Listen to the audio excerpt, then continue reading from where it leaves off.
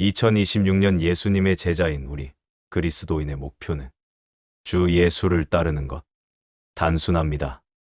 그런데 왜 이렇게 무겁게 느껴질까요? 당신은 스스로를 그리스도인이라고 부릅니다. 쉽게, 자연스럽게, 부담 없이. 그런데 묻겠습니다. 당신은 자신을 예수님의 제자라고 부를 수 있습니까? 이 질문 앞에서 우리는 망설입니다. 왜 그럴까요? 혹시 이런 적 없으십니까? 교회는 열심히 다니는데 정작 월요일 아침이 되면 주일의 은혜가 사라진 것 같은 느낌. 주님을 믿는다고 말하면서도 뉴스를 볼 때마다 분노로 가슴이 타들어가는 순간. 신앙생활 수십 년 했는데 여전히 자녀와의 관계에서 통제하려는 내 모습을 발견할 때 문제는 우리가 예수님을 떠나서가 아닙니다. 예수님을 이용하면서 시작됩니다. 내 분노를 정당화하는 도구로, 내 계획을 이루는 수단으로, 내가 편해지기 위한 방법으로. 오늘 이 영상은 죄책감을 더하는 게 아닙니다. 오히려 제자가 되지 못하게 만드는 세 가지 착각을 깨고 마음이 가벼워지는 길을 드립니다. 자, 제자 되기 어려운 이유는 의외로 나쁜 마음이 아니라 익숙한 착각입니다. 누가복음 9장. 예수님은 그 착각을 세 유형으로 보여주십니다. 첫 번째 착각부터 시작하겠습니다. 우리는 자신을 그리스도인이라고 부릅니다. 쉽게, 자연스럽게, 부담 없이. 그런데 묻겠습니다. 당신은 자신을 예수님의 제자라고 부를 수 있습니까? 이 질문 앞에서 우리는 잠시 멈춥니다. 그리스도인이라는 말은 편안한데 제자라는 말은 왠지 무겁게 느껴집니다. 왜 그럴까요? 성경을 보면 흥미로운 사실이 있습니다. 그리스도인이라는 단어는 단 3번 나옵니다. 그런데 제자라는 단어는 269번 나옵니다. 3번 대 269번. 이 숫자가 말해주는 게 뭡니까? 그리스도인이라는 이름은 세상이 우리에게 붙여준 이름입니다. 초대교회 신자들을 보고 사람들이 말했습니다. 저들은 그리스도를 따르는 사람들이야. 그리스도인이야. 그런데 예수님이 부르신 이름은 따로 있습니다. 제자. 나를 따르라. 그리스도인은 명칭입니다. 제자는 정체성입니다. 명칭은 받을 수 있습니다. 정체성은 살아야 합니다. 여기서 한 가지 불편한 진실을 마주해야 합니다. 현대 교회는 그리스도인을 많이 만들었지만 제자는 많이 만들지 못했습니다. 미국의 신학자 달라스 윌라드는 이것을 중대한 누락이라고 불렀습니다. 교회는 있는데 제자도가 없다. 신자는 많은데 따르는 사람은 적다. 왜 이런 일이 벌어졌을까요? 이유는 간단합니다. 그리스도인으로 사는 게 더 편하기 때문입니다. 그리스도인은 일주일에 한 번 교회에 갑니다. 찬양하고 설교 듣고 헌금하고 악수하고 돌아옵니다. 그리고 나머지 6일은 내 방식대로 삽니다. 제자는 다릅니다. 제자는 매일 예수님을 따릅니다. 교회 밖에서도, 집에서도, 일터에서도, 관계 속에서도 예수님의 방식을 선택합니다. 그리스도인은 예수님을 믿는다고 말합니다. 제자는 예수님을 따른다고 살아갑니다. 믿음과 따름. 이 둘은 다릅니다. 우리는 예수님을 믿는다고 말하면서도 실제로는 예수님을 이용해왔을지 모릅니다. 내가 힘들 때 위로받으려고, 내가 불안할 때 안정받으려고, 내가 화날 때 정당성을 얻으려고, 그렇게 예수님을 내 삶의 도구로 썼을지 모릅니다. 이건 나쁜 사람이어서가 아닙니다. 우리는 그렇게 배웠습니다. 이만큼 믿으면 이만큼 복 받는다고. 이만큼 기도하면 이만큼 응답받는다고. 이만큼 헌신하면 이만큼 인정받는다고. 보상, 심리입니다. 내가 이만큼 했으니 이제는 편해야 한다고 생각합니다. 60평생 고생했으니 이제는 누릴 차례라고. 이만큼 교회 섬겼으니 이제는 인정받을 차례라고. 이만큼 헌금했으니 이제는 형통할 차례라고. 그런데 예수님은 그렇게 말씀하지 않으셨습니다. 나를 따르라. 편해지라고 부르신 게 아닙니다. 따르라고 부르신 겁니다. 여기서 우리 안에 또 다른 심리를 보게 됩니다. 정의감입니다. 우리는 나이가 들수록 정의감이 강해집니다. 세상을 오래 살다 보니 옳고 그름이 보입니다. 저 사람은 틀렸고 나는 맞다. 저 정치인은 거짓말쟁이고 내가 지지하는 사람은 정직하다. 저 교회는 타락했고 우리 교회는 바르다. 이 정의감은 때로 우리를 붙들어 줍니다. 세상이 흔들려도 나는 흔들리지 않는다고 믿게 합니다. 그런데 이 정의감이 우리를 살리는 게 아니라 우리 마음을 태울 때가 있습니다. 뉴스를 볼 때마다 분노합니다. 저 사람들은 왜 저럴까? 저런 사람들이 나라를 망치고 있어. 그리고 예수님을 그 정의감의 도구로 씁니다. 예수님도 분명 내 편일 거야. 예수님도 분명 저들을 심판하실 거야. 하지만 이건 예수님을 따르는 게 아닙니다. 예수님을 내 정의감의 무기로 쓰는 겁니다. 또 하나의 심리가 있습니다. 통제입니다. 우리는 나이가 들수록 불안해집니다. 건강이 예전 같지 않습니다. 자녀들이 내 말을 듣지 않습니다. 경제가 불안정합니다. 그래서 더 통제하려고 합니다. 내가 모든 걸 관리해야 안심이 됩니다. 자녀에게 이래라 저래라 합니다. 손주에게도 이래라 저래라 합니다. 교회 일에도 이래라 저래라 합니다. 그리고 예수님께도 이래라 저래라 합니다. 이렇게 해주세요. 저렇게 해주세요. 내 계획대로 되게 해주세요. 이것도 따름이 아닙니다. 내가 주인이고 예수님이 집사인 겁니다. 보상 심리, 정의감, 통제 욕구. 이 세 가지가 우리를 그리스도인으로는 만들지만 제자로는 만들지 못합니다. 왜냐하면 이 모든 것의 중심에는 여전히 내가 있기 때문입니다. 내가 받아야 한다. 내가 옳아야 한다. 내가 결정해야 한다. 제자는 정반대입니다. 제자는 내가 중심에서 내려오는 사람입니다. 그래서 제자라는 이름이 우리에게 불편하게 느껴지는 겁니다. 그리스도인이라는 이름 뒤에 숨어서 나는 여전히 내 방식대로 살 수 있지만 제자라는 이름 앞에서는 나를 내려놓아야 하기 때문입니다. 그런데 여기서 한 가지 놀라운 사실이 있습니다. 우리가 내려놓지 못하는 그 모든 것들이 사실은 우리를 지켜주지 못했다는 겁니다. 내가 이만큼 했는데도 인생은 편해지지 않았습니다. 내가 이만큼 옳은데도 마음은 평안하지 않았습니다. 내가 이만큼 통제했는데도 불안은 사라지지 않았습니다. 우리는 여러 번 봤습니다.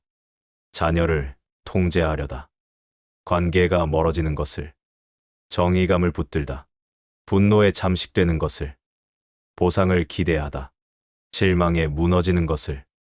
그렇다면 질문이 남습니다. 도대체 제자는 무엇입니까? 제자로 산다는 건 무엇입니까? 제자는 예수님을 따르는 사람입니다. 단순합니다. 그런데 이 단순함이 가장 어렵습니다. 왜냐하면 따른다는 건 내 방향이 아니라 그분의 방향으로 간다는 뜻이기 때문입니다. 내 계획이 아니라 그분의 계획을 신뢰한다는 뜻이기 때문입니다. 내 판단이 아니라 그분의 방식을 선택한다는 뜻이기 때문입니다. 달라스 윌라드가 말한 중대한 노라. 교회가 놓친 것은 바로 이겁니다. 우리는 사람들을 교회로 데려오는 데는 성공했지만 예수님께로 데려가는 데는 실패했습니다. 우리는 사람들에게 믿으라고 말했지만 따르라고 가르치지 않았습니다. 그 결과 교회는 커졌지만 제자는 줄어들었습니다. 신자는 많아졌지만 따르는 사람은 사라졌습니다. 이건 누구를 탓할 일이 아닙니다.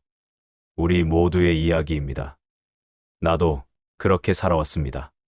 교회는 다녔지만 따르지는 않았습니다. 믿는다고 말했지만 맡기지는 않았습니다. 그런데 어느 순간 깨닫게 됩니다.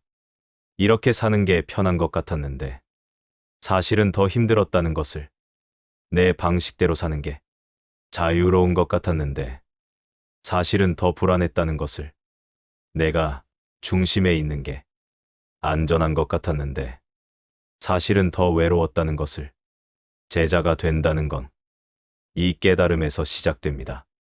내가 나를 지킬 수 없다는 것, 내가 나를 살릴 수 없다는 것, 내가 나를 평안하게 할 수 없다는 것. 그래서 예수님께 맡기는 겁니다. 그분을 따르는 겁니다. 이건 포기가 아닙니다. 이건 항복이 아닙니다. 이건 해방입니다. 내가 짊어진 무거운 짐을 내려놓는 겁니다. 내가 통제하려던 모든 것을 놓는 겁니다. 내가 증명하려던 모든 것을 쉬는 겁니다. 그리고 따릅니다. 아침에 일어나서 묻습니다. 주님, 오늘 저는 어디로 가야 합니까? 관계에서 상처받았을 때 묻습니다. 주님, 저는 어떻게 반응해야 합니까? 결정을 내려야 할 때 묻습니다. 주님, 저는 무엇을 선택해야 합니까? 이게 제자입니다. 화려하지 않습니다. 거창하지 않습니다. 그저 매일 작은 것에서 그분을 따르는 겁니다. 제자도 없는 교회, 중대한 누락. 이 말이 무섭게 들립니까? 무서워할 필요 없습니다. 이건 정죄가 아니라 초대입니다. 오늘부터 다시 시작하면 됩니다. 그리스도인이 아니라 제자로, 명칭이 아니라 정체성으로. 예수님은 지금도 살아 계십니다. 예수님은 지금도 부르십니다. 나를 따르라. 이 부르심은 과거형이 아닙니다. 현재형입니다. 지금 여기서 나를 따르라. 그리스도인으로 머무를 것인가? 제자로 일어설 것인가? 선택은 우리의 몫입니다. 누가복음 9장 51절부터 56절. 예수님께서 예루살렘으로 가십니다. 때가 차서 승천하실 때가 가까웠습니다. 예수님은 얼굴을 굳게 정하시고 예루살렘으로 향하십니다. 그 길에 사마리아를 지나가야 했습니다. 예수님은 제자들을 앞서 보내십니다. 마을에 가서 준비하라고. 그런데 사마리아 사람들이 예수님을 영접하지 않습니다. 이유는 간단했습니다. 예수님이 예루살렘으로 가시기 때문입니다. 사마리아 사람들은 예루살렘을 좋아하지 않았습니다. 유대인들도 사마리아 사람들을 좋아하지 않았습니다. 700년 묵은 갈등이었습니다. 옛날 북이스라엘이 아시리아에게 멸망당했을 때 아시리아는 정책적으로 혼혈을 만들었습니다. 다른 민족을 끌어와 이스라엘 백성과 섞었습니다. 그렇게 태어난 사람들이 사마리아인입니다. 유대인들은 그들을 더럽다고 여겼습니다. 혈통이 순수하지 않다고, 믿음이 타협했다고. 사마리아 사람들도 유대인을 싫어했습니다. 우리를 멸시한다고, 우리를 무시한다고. 그래서 서로 상종하지 않았습니다. 유대인이 갈릴리에서 예루살렘으로 갈 때 사마리아를 피해 돌아갔습니다. 먼 길을 돌아서라도 사마리아는 지나지 않았습니다.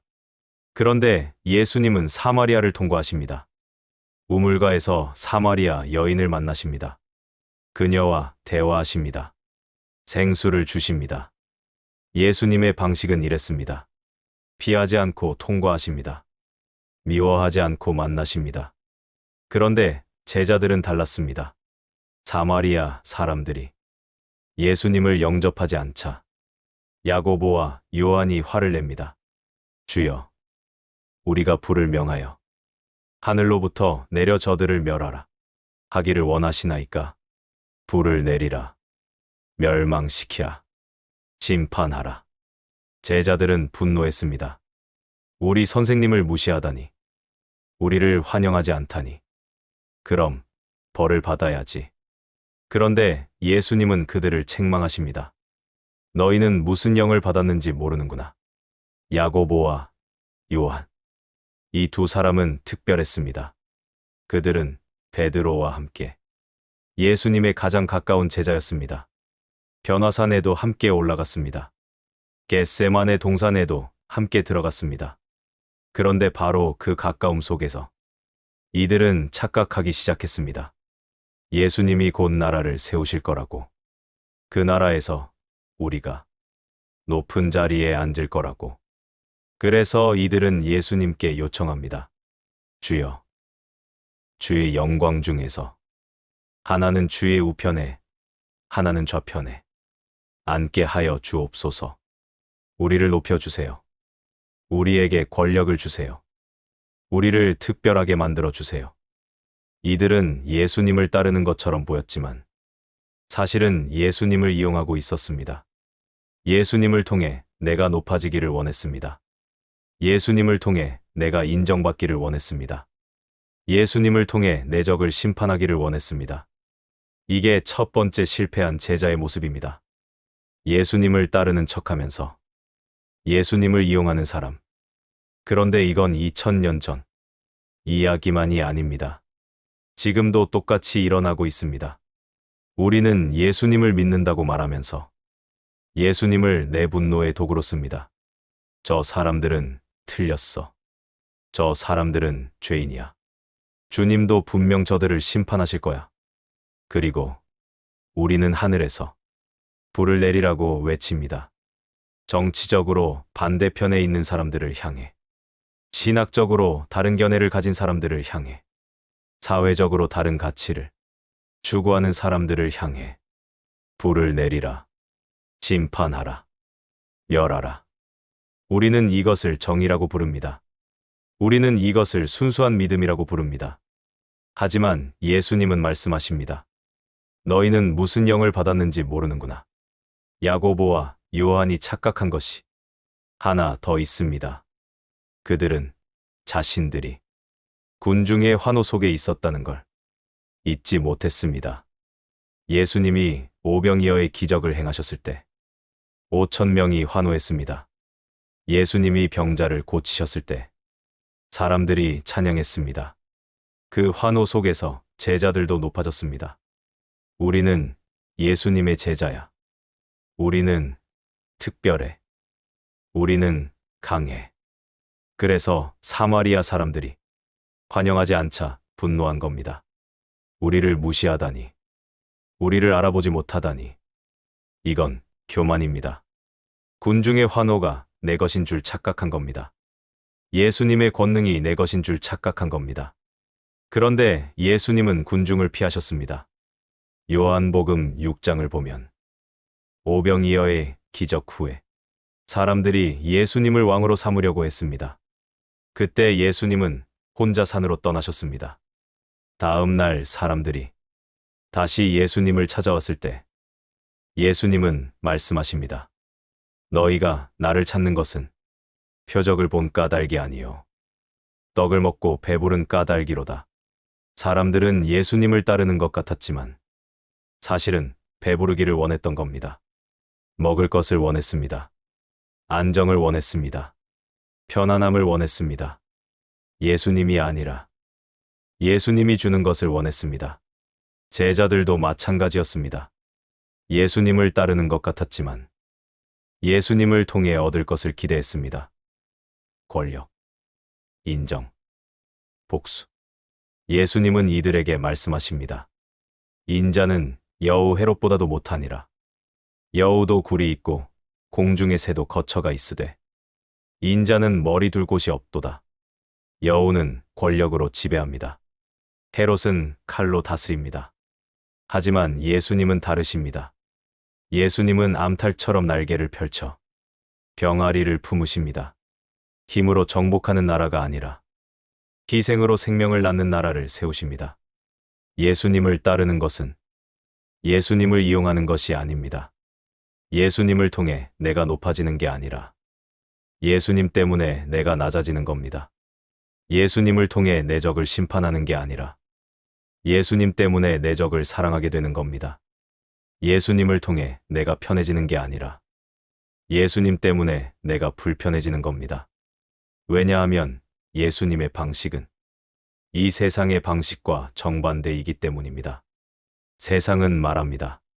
힘이 있어야 산다고, 권력이 있어야 인정받는다고, 복수해야 시원하다고. 하지만 예수님은 말씀하십니다. 섬기는 자가 크다고, 낮아지는 자가 높아진다고, 용서하는 자가 자유롭다고. 십자군 전쟁을 아십니까? 중세시대의 교회가 칼을 들었습니다. 예루살렘을 되찾겠다고, 이슬람을 몰아내겠다고, 성지를 회복하겠다고.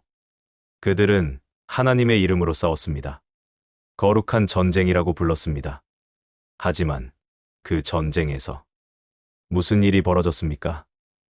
약탈, 학살, 강간. 예루살렘 거리가 피로 물들었습니다. 여자와 아이들이 죽임을 당했습니다. 그들은 예수님을 따르는 척했지만 예수님을 이용했던 겁니다. 예수님의 이름으로 자신의 분노를 정당화했습니다. 예수님의 이름으로 자신의 탐욕을 포장했습니다. 그 결과는 무엇이었습니까? 복음이 아니라 상처를 남겼습니다. 사랑이 아니라 증오를 키웠습니다. 생명이 아니라 죽음을 퍼뜨렸습니다. 복주의. 교회가 세상을 쓸어버리겠다는 태도. 우리가 옳고 저들은 틀렸다는 확신. 하늘에서 불을 내리라는 분노. 이것은 제자의 길이 아닙니다. 예수님을 따르는 척하면서 사실은 내 분노를 정당화하는 도구로 쓰고 있진 않습니까?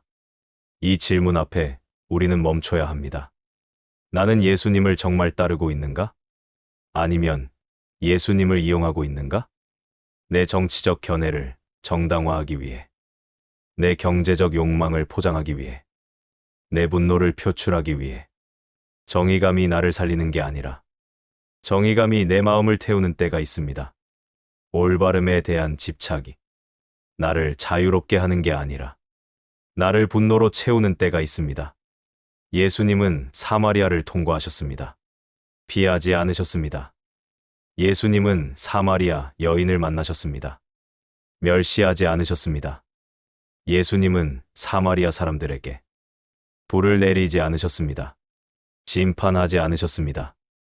왜냐하면 예수님이 오신 이유는 세상을 심판하러 오신 게 아니라 세상을 구원하러 오셨기 때문입니다. 우리가 예수님을 따른다면 우리도 그 길을 가야 합니다. 피하지 않고 통과하는 길, 멸시하지 않고 만나는 길, 심판하지 않고 사랑하는 길. 이게 어렵습니까? 어렵습니다.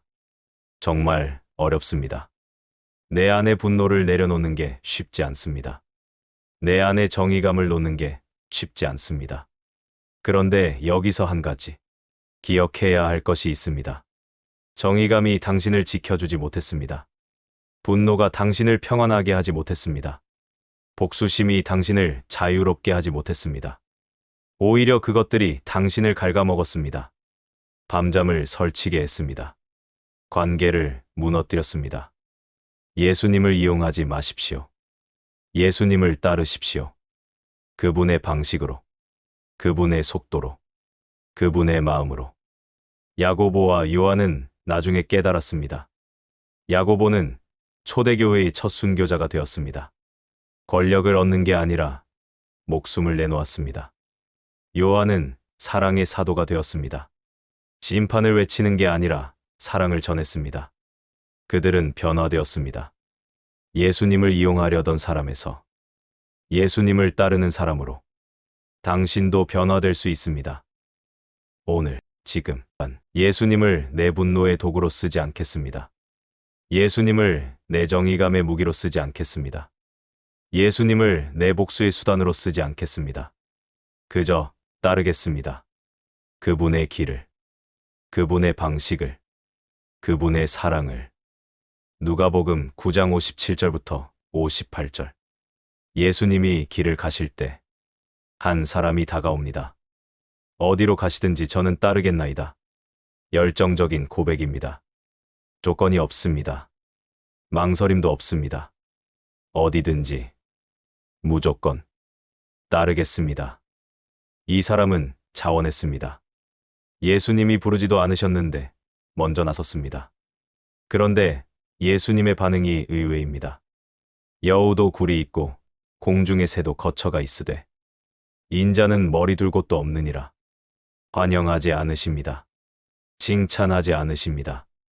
오히려 경고하십니다. 왜 그럴까요? 이 사람의 열정이 가짜여서일까요? 아닙니다. 열정은 진짜였을 겁니다. 문제는 이 사람이 대가를 몰랐다는 겁니다. 따른다는 게 무엇인지, 제자가 된다는 게 무엇인지, 그 길이 어떤 길인지 이 사람은 몰랐습니다. 마치 아이돌 스타를 따라다니는 팬처럼 맹목적으로 따르겠다고 말했던 겁니다. 예수님 멋있어요. 예수님 최고예요. 저도 함께 갈게요. 하지만 예수님은 그런 따름을 원하지 않으셨습니다. 예수님은 말씀하십니다. 인자는 머리 둘 곳도 없다고. 이게 무슨 뜻입니까? 예수님을 따르면 편해질 거라는 기대를 깨는 겁니다. 예수님을 따르면 성공할 거라는 환상을 깨는 겁니다. 예수님을 따르면 인정받을 거라는 착각을 깨는 겁니다. 예수님을 따르는 길은 편안함의 길이 아니라 십자가의 길입니다. 마태복음 16장 24절. 예수님은 명확하게 말씀하셨습니다. 누구든지 나를 따라오려거든 자기를 부인하고 자기 십자가를 지고 나를 따를 것이니라. 자기를 부인하라. 자기 십자가를 지라. 이 두 가지가 제자도의 핵심입니다. 먼저 자기 부인. 이게 뭡니까? 착하게 사는 겁니까? 욕심을 줄이는 겁니까? 금욕적으로 사는 겁니까? 아닙니다. 자기 부인은 훨씬 더 근본적인 겁니다. 자기 부인은 내가 중심에서 내려오는 겁니다. 내 뜻이 아니라 주님의 뜻을 구하는 겁니다. 내 계획이 아니라 주님의 계획을 따르는 겁니다. 그런데 이게 가능합니까? 인간의 힘으로는 불가능합니다. 역사를 보십시오. 사람들은 자기 부인을 시도해 왔습니다. 불교에서는 욕망을 끊으라고 가르칩니다. 애탈하라고 합니다. 무아에 이르라고 합니다. 그래서 수행자들은 산속으로 들어갑니다. 명상합니다. 금식합니다. 고행합니다. 하지만 그 수행 속에서도 욕망은 살아 있습니다. 욕망을 제어하려는 욕망, 애탈하고 싶은 욕망, 깨달음을 얻고 싶은 욕망. 이건 모순입니다. 중세 수도원을 보십시오. 수도사들은 이 세상을 떠나 수도원으로 들어갔습니다. 기도했습니다. 금욕했습니다. 자신을 채찍질했습니다. 마르틴 루터도 그랬습니다. 루터는 철저한 수도사였습니다. 하루에 6시간씩 기도했습니다. 밤새 참회했습니다. 자신의 죄를 고백하고 또 고백했습니다. 그런데 루터는 깨달았습니다. 고행할수록 자기의가 강해진다는 것을, 더 금욕할수록 교만해진다는 것을, 더 애쓸수록 자기 중심이 된다는 것을. 루터는 절규했습니다. 나는 의로운 하나님을 사랑할 수 없다고. 나는 하나님이 두렵다고. 그때 루터는 로마서를 읽다가 깨달았습니다. 복음에는 하나님의 의가 나타나서 믿음으로 믿음에 이르게 하나니 기록된 바 오직 의인은 믿음으로 말미암아 살리라. 의는 내가 만드는 게 아니었습니다. 의는 주어지는 것이었습니다. 자기 부인도 마찬가지입니다. 내가 노력해서 이루는 게 아닙니다. 자기 부인은 십자가에서 일어납니다. 예수님이 십자가에서 죽으셨을 때 내 옛사람도 함께 죽었습니다. 예수님이 부활하셨을 때 내 새 사람이 함께 살아났습니다. 이건 믿음으로 받는 겁니다. 노력으로 얻는 게 아닙니다. 그래서 예수님은 말씀하십니다. 자기 십자가를 지라고. 내 십자가. 이게 뭡니까? 내가 감당해야 할 고난입니까? 내가 져야 할 무거운 짐입니까? 아닙니다. 십자가는 죽음의 도구입니다. 십자가에 매달린 사람은 죽습니다. 자기 십자가를 진다는 건 옛사람이 죽는다는 뜻입니다. 내 중심적인 삶이 죽는다는 뜻입니다. 내 방식대로 살던 삶이 끝난다는 뜻입니다. 그런데 이 죽음은 끝이 아닙니다. 이 죽음은 시작입니다. 옛사람이 죽어야 새 사람이 삽니다. 내가 죽어야 그리스도가 사십니다. 이게 제자도입니다. 제자도는 더 착해지는 프로젝트가 아니라 옛사람이 내려오는 사건입니다. 제자도는 더 열심히 사는 게 아니라 내가 죽고 그리스도가 사는 겁니다. 그래서 사도 바울은 말했습니다. 내가 그리스도와 함께 십자가에 못 박혔나니.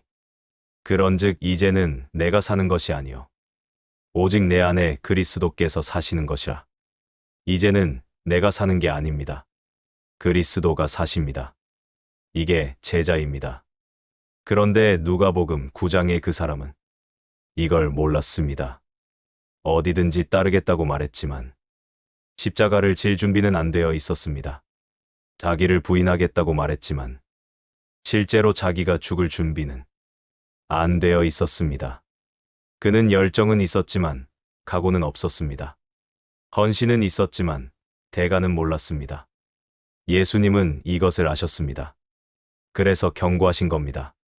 따르는 길이 어떤 길인지 알아야 한다고. 은혜는 거저입니다. 값없이 주어집니다. 하지만 은혜가 값싼 게 아닙니다. 은혜가 거저인 이유는 예수님이 십자가에서 모든 값을 치르셨기 때문입니다. 그 값진 희생 위에 우리에게 거저 주어진 겁니다. 그러므로 합당한 반응이 필요합니다. 은혜를 받았으면 따라야 합니다. 선물을 받았으면 맡겨야 합니다. 건져내심을 받았으면 응답해야 합니다. 이게 제자도입니다. 그런데 우리는 어떻습니까? 우리도 그 사람처럼 말합니다. 주님, 어디든지 따르겠습니다. 하지만 실제로는 편한 것만 따릅니다. 내 계획과 맞는 것만 따릅니다. 내 유익이 되는 것만 따릅니다. 십자가는 지기 싫습니다. 자기 부인은 하기 싫습니다. 죽는 건 싫습니다. 그러면서도 제자라고 부릅니다. 이게 대가를 모르는 열정입니다. 열정은 있는데 십자가는 없습니다. 헌신은 있는데 죽음은 없습니다. 따름은 있는데 맡김은 없습니다. 예수님은 이런 따름을 원하지 않으십니다. 예수님은 우리가 대가를 알기 원하십니다. 제자의 길이 어떤 길인지 알기 원하십니다. 그 길은 십자가의 길입니다. 그 길은 죽음의 길입니다. 하지만 그 죽음 너머에 부활이 있습니다. 그 죽음 너머에 생명이 있습니다. 옛사람이 죽어야 새 사람이 삽니다. 내가 죽어야 그리스도가 사십니다. 이게 복음입니다. 복음은 내가 더 나아지는 소식이 아니라 내가 죽고 그리스도가 사시는 소식입니다. 복음은 내가 성공하는 이야기가 아니라 내가 실패하고 그리스도가 승리하시는 이야기입니다. 그래서 제자도는 노력이 아니라 믿음입니다. 내가 애써서 자기를 부인하는 게 아니라 십자가에서 옛사람이 죽었다는 것을 믿는 겁니다. 내가 노력해서 십자가를 지는 게 아니라 예수님이 나를 위해 십자가를 지셨다는 것을 믿는 겁니다. 이 믿음 위에서 우리는 따릅니다. 내 힘으로가 아니라 그분의 힘으로. 내 의지로가 아니라 그분의 은혜로. 내 열정으로가 아니라 그분의 사랑으로. 대가를 모르는 열정은 위험합니다. 그 열정은 금방 식습니다. 현실을 만나면 무너집니다. 십자가 앞에서 도망칩니다. 하지만 대가를 아는 따름은 견고합니다. 그 따름은 어려움 속에서도 흔들리지 않습니다. 십자가 앞에서도 물러서지 않습니다. 죽음 앞에서도 두려워하지 않습니다. 왜냐하면 그 죽음 너머를 알기 때문입니다. 그 십자가 너머를 보기 때문입니다. 당신은 어떤 제자입니까? 열정만 있는 제자입니까? 아니면 대가를 아는 제자입니까? 예수님은 지금도 묻고 계십니다. 너는 정말 나를 따르겠느냐? 십자가를 지겠느냐? 자기를 부인하겠느냐? 죽겠느냐? 이 질문 앞에서 우리는 정직해야 합니다. 나는 준비가 안 되어 있습니다. 나는 힘이 없습니다. 나는 할 수 없습니다. 그렇게 고백하는 게 시작입니다. 내가 할 수 없다는 것을 인정할 때, 비로소 그분이 하실 수 있다는 것을 믿게 됩니다. 내가 죽어야 한다는 것을 받아들일 때, 비로소 그분이 살리신다는 것을 경험하게 됩니다. 제자도는 더 착해지는 프로젝트가 아니라 옛사람이 내려오는 사건입니다. 이 사건은 십자가에서 이미 일어났습니다. 이제 우리는 그것을 믿고 따르면 됩니다. 열정이 아니라 믿음으로, 노력이 아니라 은혜로, 내 힘이 아니라 그분의 능력으로. 누가복음 9장 59절부터 62절. 예수님이 다른 사람에게 말씀하십니다. 나를 따르라. 이번에는 예수님이 먼저 부르십니다. 그런데 그 사람의 반응이 이렇습니다. 주여, 나로 먼저 가서 내 아버지를 장사하게 허락하옵소서. 장례를 먼저 치르게 해달라는 겁니다. 언뜻 보면 당연한 요청입니다. 효도입니다. 책임입니다. 도리입니다. 그런데 예수님의 대답이 충격적입니다.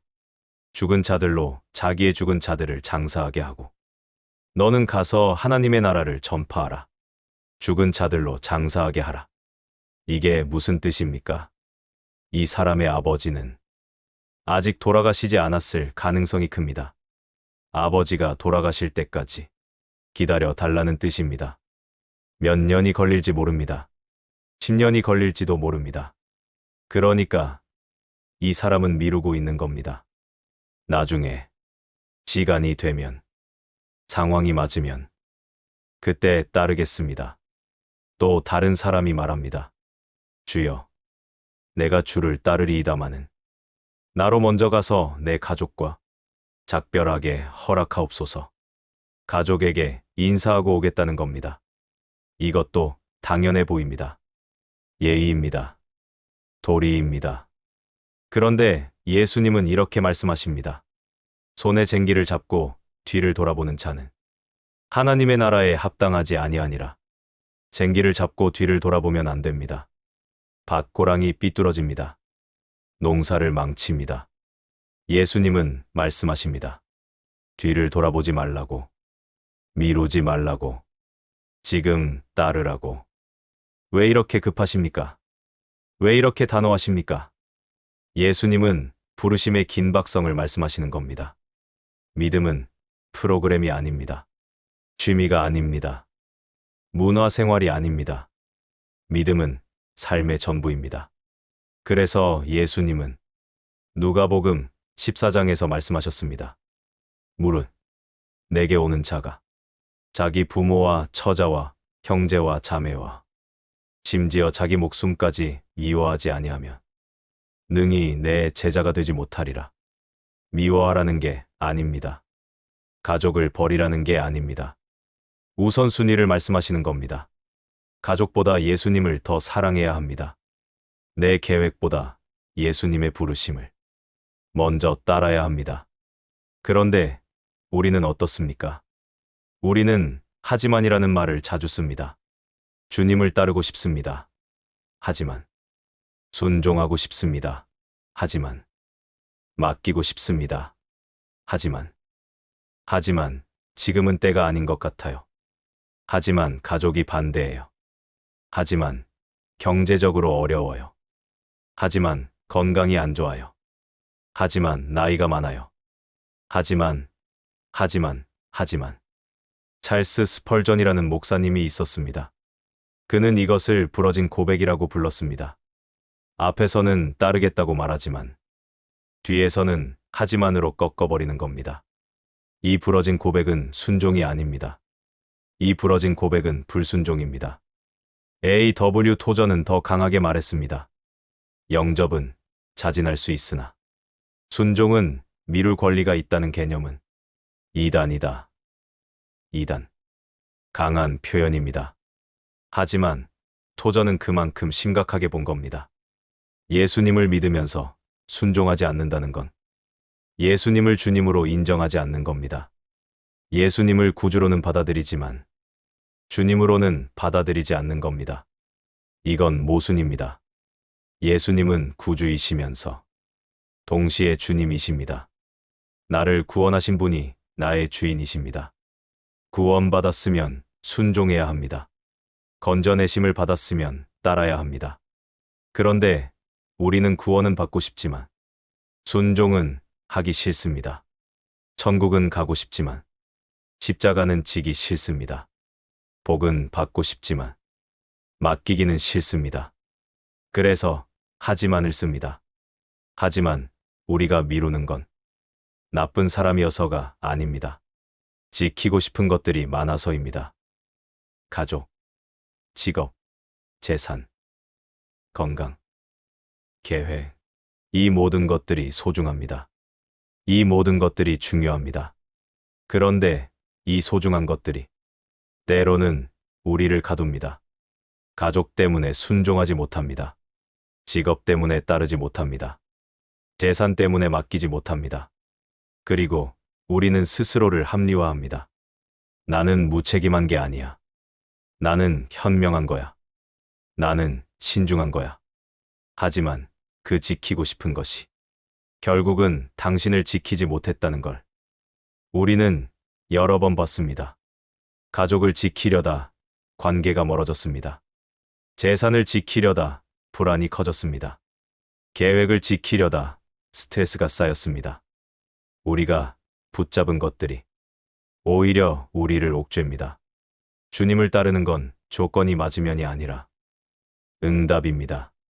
주님이 부르실 때 가는 겁니다. 주님이 말씀하실 때 순종하는 겁니다. 지금, 여기서, 이 상황에서 하지만을 내려놓으십시오. 가족이 반대해도, 경제가 어려워도, 건강이 안 좋아도, 나이가 많아도 주님이 부르시면 따르는 겁니다. 이게 무책임한 게 아닙니다. 이게 믿음입니다. 주님께 맡기는 겁니다. 주님이 책임지실 거라고 믿는 겁니다. 손에 쟁기를 잡고 뒤를 돌아보지 마십시오. 뒤를 돌아보면 밭고랑이 삐뚤어집니다. 뒤를 돌아보면 농사를 망칩니다. 앞을 보십시오. 주님을 보십시오. 그리고 따르십시오. 저는 오늘 예수님을 이용하지 않겠습니다. 저는 오늘 예수님을 따르겠습니다.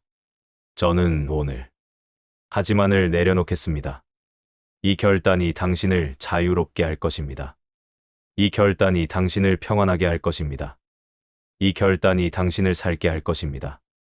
2026년. 우리 앞에 놓인 1년입니다. 이 1년을 어떻게 살 것입니까? 세 가지를 기억하십시오. 첫째, 말씀과 성령 안에서 살아계신 주님을 따르십시오. 예수님은 이념이 아닙니다. 사상이 아닙니다. 과거의 인물이 아닙니다. 예수님은 지금 살아 계십니다. 지금 함께 계십니다. 지금 인도하십니다. 매일 아침 말씀을 읽으십시오. 성령의 음성을 들으십시오. 그리고 따르십시오. 둘째, 자기 부인과 십자가를 믿음으로 받으십시오. 이것은 행위가 아닙니다. 노력이 아닙니다. 십자가에서 옛사람이 이미 죽었습니다. 부활로 새 사람이 이미 살았습니다. 이것을 믿으십시오. 이것을 붙드십시오. 셋째, 공동체 안에서 함께 따르십시오. 1년에 성경 일독을 하십시오. 성경 일기표를 활용하십시오. 1대1 제자 양육에 참여하십시오. 누군가를 제자로 세우십시오. 문제는 많이 모이는 것이 아닙니다. 문제는 참된 제자가 몇 명인가입니다. 저는 오늘 결단합니다. 예수님을 이용하지 않겠습니다. 예수님을 따르겠습니다. 하지만을 내려놓겠습니다. 당신도 이 결단에 함께 하시겠습니까? 다음 영상에서는 자기 부인이 추상어가 아니라 관계, 돈, 분노, 미루기 습관에서 어떻게 구체적으로 작동하는지 하루 루틴으로 풀어드리겠습니다.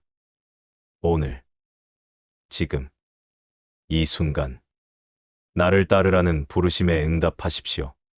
그리스도인이 아니라 제자로, 명칭이 아니라 정체성으로. 예수님은 지금도 부르십니다. 나를 따르라고.